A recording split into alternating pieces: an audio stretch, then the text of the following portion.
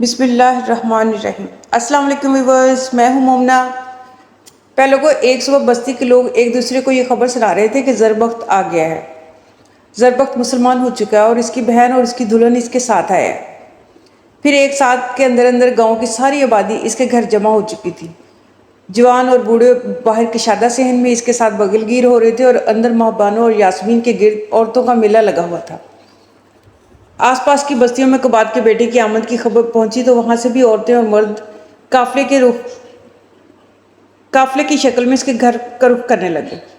وہ چرواہے اور کسان جو اپنے ایرانی آقاؤں کو دور سے سلام کر لینا بھی ایک کارنامہ سمجھتے تھے، اب ایک نئے سانچے میں ڈھل چکے تھے، اور زربخت ان کے چہروں کا اطمینان اور آسودگی دیکھ کر یہ محسوس کرتا تھا کہ اب یزگیر بھی اس گاؤں میں آ جائے تو یہ لوگ اس کے ساتھ برابر بیٹھنے میں ہچکچاہٹ محسوس نہیں کریں گے۔ اسے خود بھی ان کے ساتھ بیٹھنے اور باتیں کرنے میں راحت محسوس ہوتی تھی اور وہ اپنی ذہنی کایا پلٹ پر حیران تھا۔ دوپہر کے وقت ایک بوڑھا آدمی حویلی کے اندر داخل ہوا اور گاؤں کے لوگوں نے زربخت کو بتایا کہ یہ بزرگ بحرین کے رہنے والے ہیں اور گزشتہ 8 ماہ سے ہمیں اسلام کی تعلیم دے رہے ہیں۔ زربخت اس کی تعظیم کے لیے اٹھا۔ عمر رسیدہ آدمی نے بدکلفی سے مصافحہ کرنے کے بعد اس کے قریب بیٹھتے ہوئے کہا، میرا نام ادی ہے۔ اس گاؤں کے لوگوں کی طرح مجھے بھی آپ کا انتظار تھا۔ اللہ کا شکر ہے کہ آپ نے سلامتی کا راستہ دیکھ لیا ہے اور آپ کے متعلق حسان کی امیدیں پوری ہوئی ہیں۔ وہ یہ کہا کرتے تھے کہ کباد کا بیٹا زیادہ دیر تک اسلام سے دور نہیں رہ سکتا۔ آپ کے علاقے کا ہر آدمی یہی کہتا تھا کہ ایک نہ ایک دن آپ ضرور واپس آئیں گے۔ زربخت نے کہا، میں بہت عرصہ تاریک راستوں پر بھٹکنے کے بعد واپس آیا ہوں، آپ میرے لیے دعا کریں۔ ادی نے ہاتھ اٹھا کر دعا شروع کی اور حاضرین اس کے ساتھ شامل ہو گئے۔ دعا سے فارغ ہونے کے بعد ادی کچھ دیر اور زربخت کے ساتھ باتیں کرتا رہا، پھر حویلی سے باہر عصر کی نماز کی اذان سنائی دی اور زربخت لوگوں کے ہجوم کے ساتھ وہاں سے چل پڑا۔ تھوڑی دیر بعد وہ اپنے مکان سے کوئی 200 قدم کے فاصلے پر ایک چھپر کے نیچے نمازیوں کی صف میں کھڑا تھا۔ یہ چھپر جس کے چاروں طرف مٹی کی دیوار تعمیر کی گئی تھی، اس گاؤں کی پہلی مسجد تھی اور اس کے اندر اتنے ہجوم کے لیے جگہ نہ تھی، چنانچہ کئی صفیں مسجد سے باہر کھڑی تھی۔ زربخت نے نماز سے فارغ ہوتے ہی یہ اعلان کیا کہ ہمیں نماز کے لیے ایک کشادہ عمارت کی ضرورت ہے، اور اگلے روز بستی کے لوگ مسجد کی تعمیر کا کام شروع کر چکے تھے۔ 5ویں روز شام کے وقت ماہبانو مکان کی چھت پر کھڑی تھی۔ اچانک اسے گرد آلود افق کے اوپر ہلکی ہلکی بدلیوں کے درمیان پہلی رات کا چاند دکھائی دیا اور اس نے دعا کے لیے ہاتھ اٹھا دیے۔ تھوڑی دیر بعد یاسمین زینے سے نمودار ہوئی اور اس نے آگے بڑھ کر کہا، چاند کافی بڑا معلوم ہوتا ہے ماہبانو، اگر کل بادل نہ ہوتے تو یقیناً چاند نظر آ جاتا، لیکن یہ ضروری نہیں کہ ہر جگہ بادل ہو۔ ممکن ہے کہ حسان نے ایک دن پہلے دیکھ لیا ہو اور تمہارے انتظار کی مدت ایک دن کم ہو جائے۔ ویسے بھی اگر وہ یہ سمجھ لے تو انہیں 2-3 دن پہلے پہنچ جانا چاہیے۔ صبح قوس تمہارے بھائی جان سے کہہ رہا تھا کہ ہیرا سے کوئی آدمی پڑوس کے گاؤں میں اپنے رشتہ داروں سے ملنے آیا اور وہ یہ کہتا ہے کہ مسلمان مدائن سے آگے بڑھنے کی تیاریاں کر رہے ہیں اور اسلام کے مبلغ نو مسلم قبائل کو جہاد کے لیے تیار رہنے کے لیے تلقین کر رہے ہیں۔ قوس کا خیال ہے کہ اگر مدائن کے لشکر نے پیش قدمی کی تو جو لوگ حسان کے ساتھ عراق کا دورہ کر رہے ہیں، ان میں سے ایک بھی ایسا نہیں جو ایک لمحہ کے لیے بھی میدان جنگ سے دور رہ سکے۔ ہو سکتا ہے انہیں تنہا آنا پڑے، لیکن اس سے کیا فرق پڑتا ہے؟ تمہارے بھائی جان نے کہا تھا کہ میں حسان کی بستی کے تمام آدمیوں کو یہاں بلوا لوں گا۔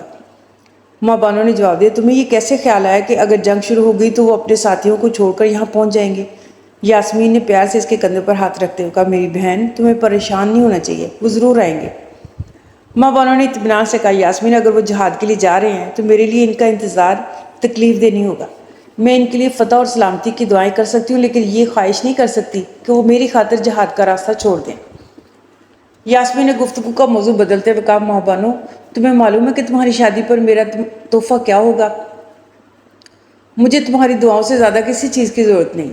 اگر میں دعاؤں کے علاوہ بھی تمہیں کچھ دینا چاہوں تو تم انکار نہیں کرو گی، لیکن بتاؤ تو صحیح، پہلے وعدہ کرو کہ تم انکار نہیں کرو گی۔ اچھا، میں وعدہ کرتی ہوں، ماہبانو نے مسکراتے ہوئے کہا، میں مدائن میں اپنا مکان تمہارے حوالہ کرنا چاہتی ہوں۔ ماہبانو کچھ دیر خاموشی سے اس کی طرف دیکھتی رہی، بالآخر اس نے کہا، لیکن وہ محل میری ضرورت سے بہت بڑا ہے اور مجھے معلوم نہیں کہ حسان اتنا قیمتی تحفہ لینا پسند کرے گا۔ اسے منانا میرا کام ہے، لیکن یہ بھی تو ضروری نہیں کہ وہ بحیرہ شیر میں رہے۔ میں نے یہ نہیں کہا کہ میرا تحفہ قبول کرنے کے بعد تمہارے لیے بحیرہ شیر میں رہنا بھی ضروری ہے۔ وہ مکان تمہارا ہے اور مجھے اس سے کوئی سروکار نہیں کہ تم اسے فروخت کرتی ہو یا اپنے پاس رکھتی ہو۔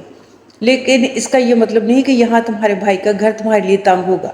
اس کا ایک حصہ ہر وقت تمہارے لیے خالی رہے گا۔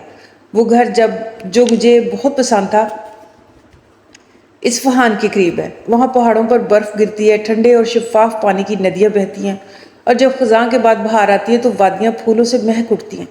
ہمارے باغوں کے سیب اور انگور بہت مزے کے ہیں۔ محبانو، مجھے یقین ہے کہ جب اصفہان فتح ہوگا تو میں وہاں جاؤں گی اور تم میرے ساتھ ہوگی۔ گرمیوں کے موسم میں ہم سیب کے درختوں کی ٹھنڈی چھاؤں میں بیٹھ کر پرانے وقتوں کی باتیں کیا کریں گے۔ میں حسان بھائی سے وعدہ لوں گی گرمیوں کا موسم ہمارے ساتھ اصفہان میں گزاریں۔ مجھے یقین ہے کہ کسی دن تمہاری یہ خواہش ضرور پوری ہوگی، لیکن ابھی اصفہان بہت دور ہے۔ نہیں، یاسمین نے کہا، پہلی رات کے چاند کو پورا چاند بننے میں دیر نہیں لگتی۔ لیکن تم درست کہتی ہو، اس وقت ہمیں صرف 10ویں رات کے چاند کا انتظار کرنا چاہیے۔ وہ ہنس رہی تھی۔ ماں نے آسمان کی طرف دیکھا تو چاند بادل کی آغوش میں جا چکا تھا۔ اب چلو، یاسمین نے اس کا ہاتھ پکڑتے ہوئے کہا۔ چاند کی 10ویں تاریخ طلوع آفتاب کے ساتھ ہی زربفت کے گھر مہمانوں کی آمد شروع ہو چکی تھی، لیکن دوپہر تک حسان کے متعلق کوئی اطلاع نہ ملی۔ زربفت کی بے چینی میں ہر آن اضافہ ہو رہا تھا۔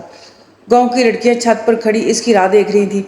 معمر عورتیں ایک کشادہ کمرے میں محبانوں کے گرد بیٹھی ہوئی تھیں، دولہا کی سلامتی کی دعائیں کر رہی تھیں۔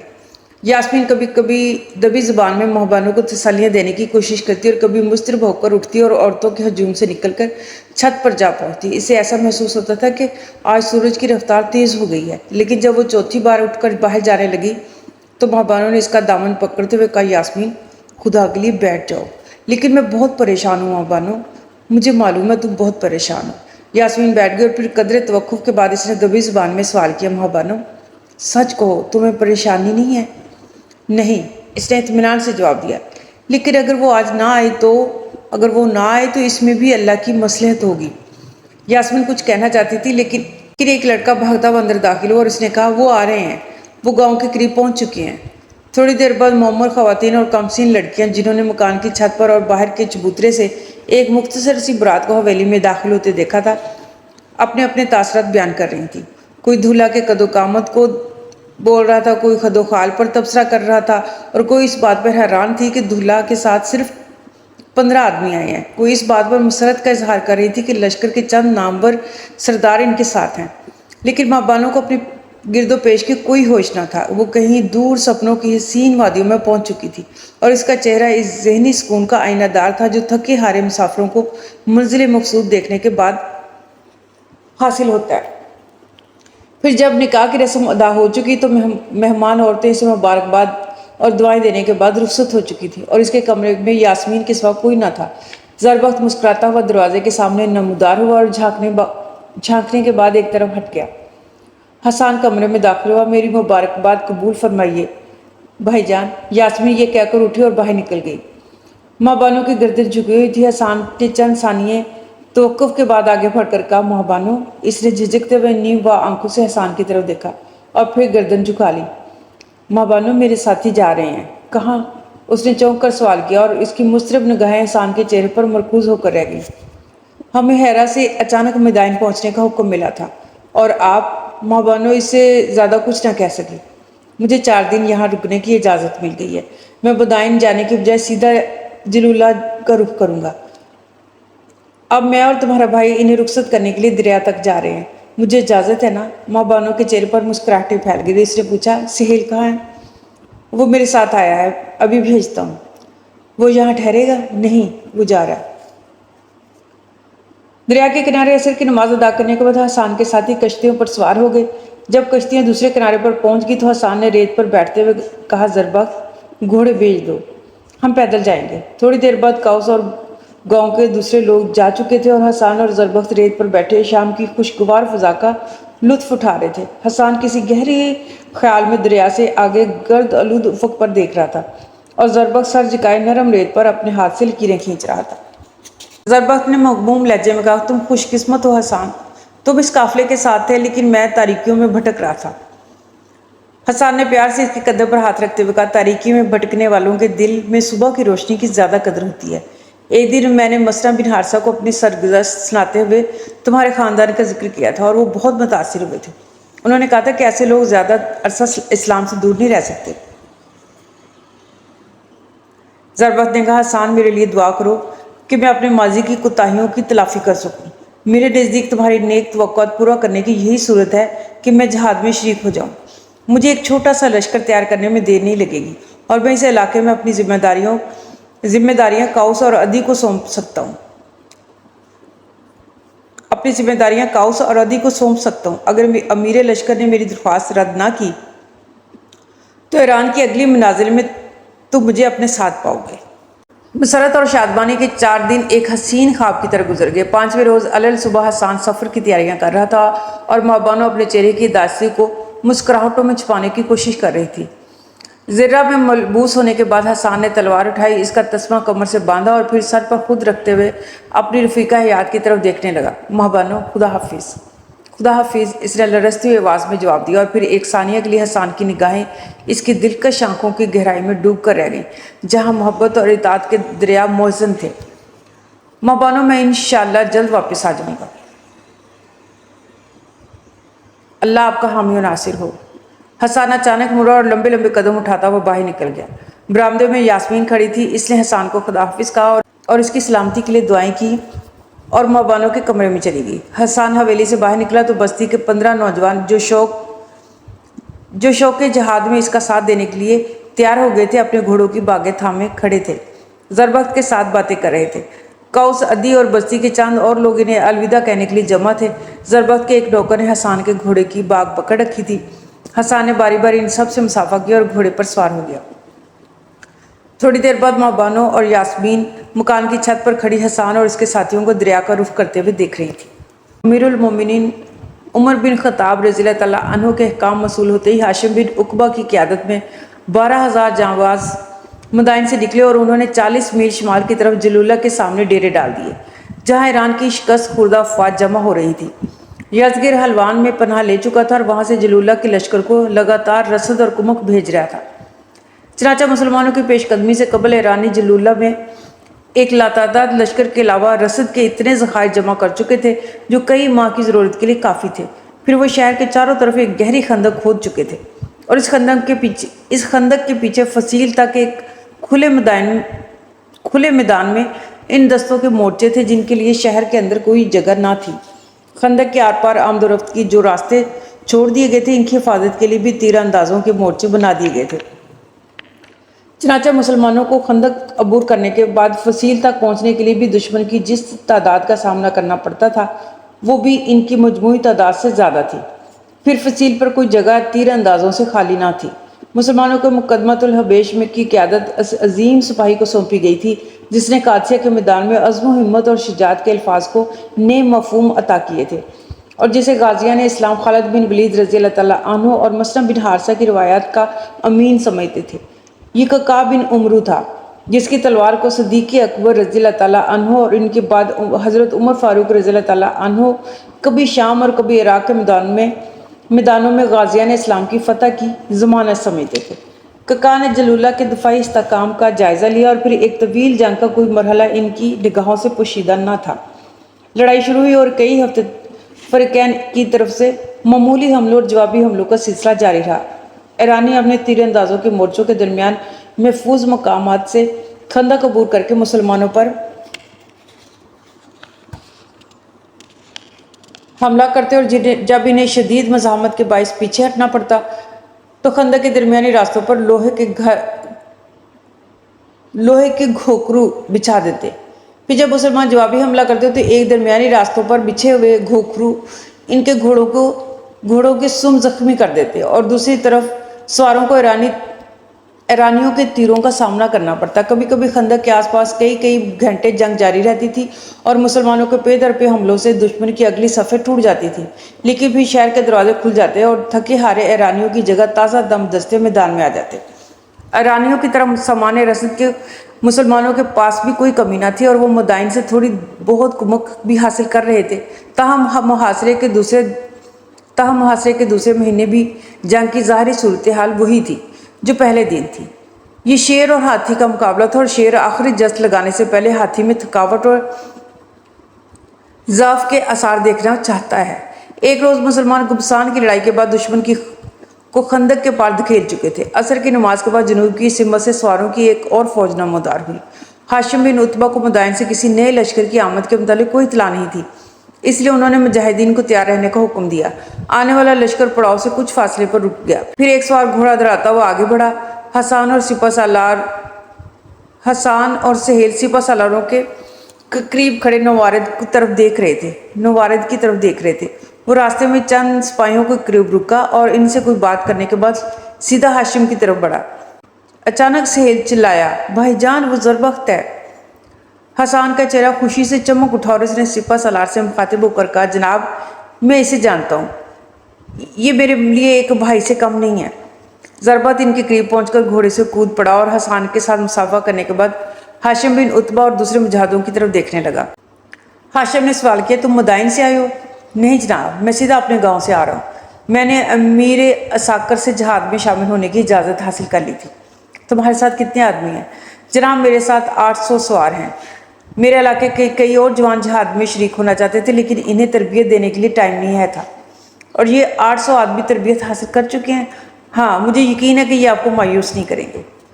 अगली सुबह गाजियान इस्लाम खंदक के सामने सफ बस्ता खड़े थे। ज़रबख्त के साथी मुक़द्दमतुल हबेश में शामिल होना चाहते थे, लेकिन हाशिम ने इन्हें अक़ब के दस्तों के साथ रहने का हुक्म देते हुए कहा, जब जलूला पर फैसला कुन हमले का वक्त आएगा तो तुम में से किसी को ये शिकायत नहीं रहेगी कि इसे अपने जौहर दिखाने का मौका नहीं मिला, लेकिन अभी तुम्हें बहुत कुछ देखने और समझने की ज़रूरत है।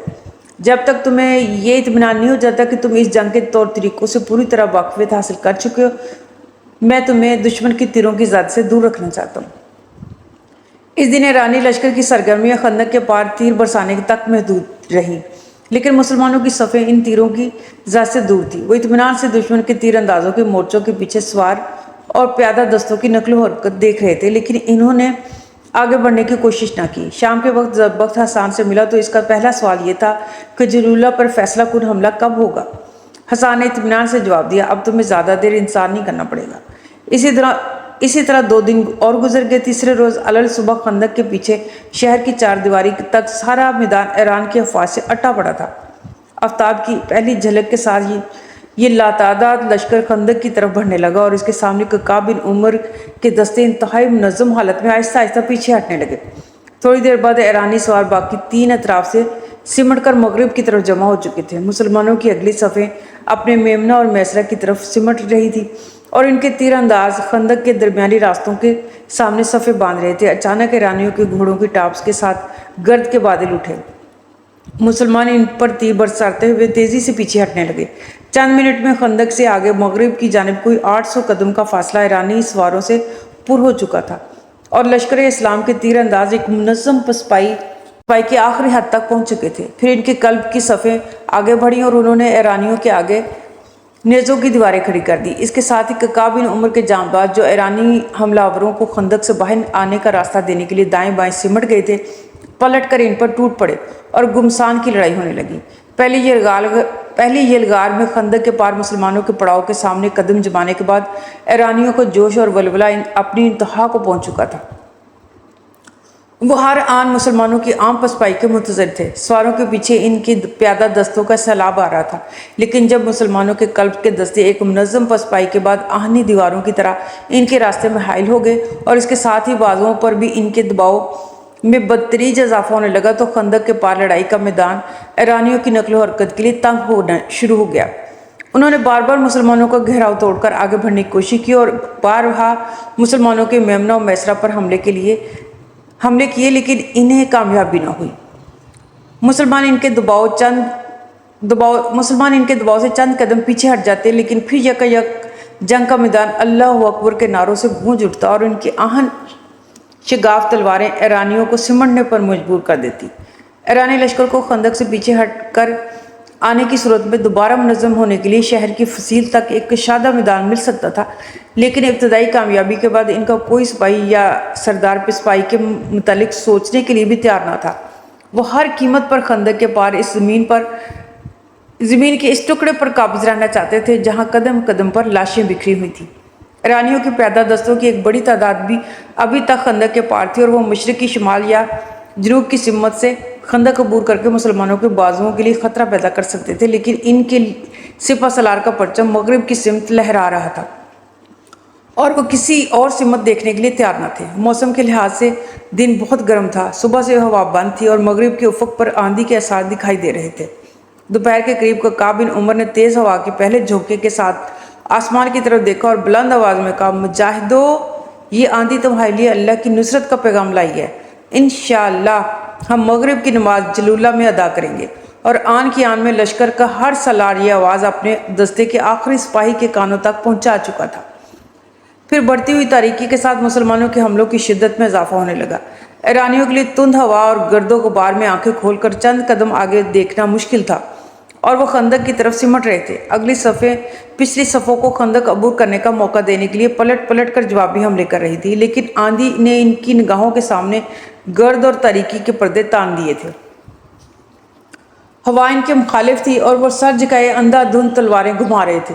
इनके नेज़ों और तलवारों के सामने कोई हदफ न था। इसके बरक्स इनके लिए मुसलमानों की तलवारों का हर वार, नेज़ों की हर ज़रब और तीरों का हर निशाना मोहलिक साबित हो रहा था। अचानक कक्काब बिन उमर ने जानबाजों के एक ग्रोह के साथ दाएं बाजू से हमला किया और खंदक के मगरबी किनारे जमा होने वाली भीड़ को दरमियान से चीरता हुआ रोंदता हुआ दाएं तरफ निकल गया और ईरानियों ने अपने मुंतशिर सफ़ों के दरमियान अल्लाह अकबर के नारे सुने तो इंतहाई सरासीमगी की हालत में इधर उधर भागने लगे। इनमें से हज़ारों तारीकी के बाइस खंदक में गिर पड़े। हज़ारों खंदक के साथ साथ दाएं और बाएं जानब निकल गए। बाकी जिन्हें खंदक अबूर करने का मौका मिल गया था अपनी पसपाई के रास्तों में घोखरू बिछा रहे थे। कक्का के जानबाज खंदक अबूर करने के लिए बेताब थे, लेकिन दरमियानी रास्तों पर घोखरू बिछे हुए थे और खंदक के पार तीर अंदाजों की सफ़े कायम थी। ईरानियों के वो दस्ते जो बाकी लश्कर से कट चुके थे, जनूब और शुमाल के चंद मकामात से खंदक पाट कर नए रास्ते बना रहे थे। कक्का इस सूरत हाल से बाखबर होते ही अपने जानबाजों के साथ जनूब की तरफ बढ़ा और एक तंग रास्ते पर जमा होने वाले ईरानियों को मुंतशिर करता हुआ खंदक के पार पहुंच गया। थोड़ी देर बाद इसकी कमान के तमाम दस्ते इसके साथ शामिल हो चुके थे और फिर वो आवाज़ जो जंग के हंगामों पर हावी हो जाया करती थी, कासिया और बवीद के शेरों की रहनुमाई कर रही थी और वो निगाहें जिनमें खालिद बिन वलीद रज़ी अल्लाह ताला अन्हु और मसलम बिन हारिसा का अज़्म व यकीन था, आंधी की तारीकियों में फ़तह की मंजिल देख रही थी। कक्का बिन उमर का रुख जलूला के दरवाजे की तरफ था और वो जो इनकी रफ़ाकत की लज्जत से आशना थे, दीवाना वार इसके पीछे दौड़ रहे थे और आन की आन में नुसरत या शहादत की ये तलबगार मगरबी दरवाजे के मुहाफ़िज़ों पर हमला कर चुके थे और जलूला का मार्का अपने फैसला कुल मरहले में दाखिल हो चुका था। पहले को मज़ीद जानना चाहते हैं कि मुसलमानों ने ये जलूला का मार्का सर किया या नहीं, इसके लिए नेक्स्ट वीडियो देखना बहुत ज़रूरी है और उस नेक्स्ट वीडियो देखने के लिए मेरे चैनल को लाइक करें, सब्सक्राइब करें और बेल आइकन को प्रेस करें ताकि मेरी वीडियोज़ आसानी से आप तक पहुँचती रहें। और अब सिर्फ ये 2 या 3 एपिसोड रह गई हैं इस मार्के को ख़त्म होने में, तो ये मिस मत कीजिएगा। अपना बहुत सारा ख्याल रखिएगा और मुझे दुआ में ज़रूर याद रखिएगा। अल्लाह हाफिज़।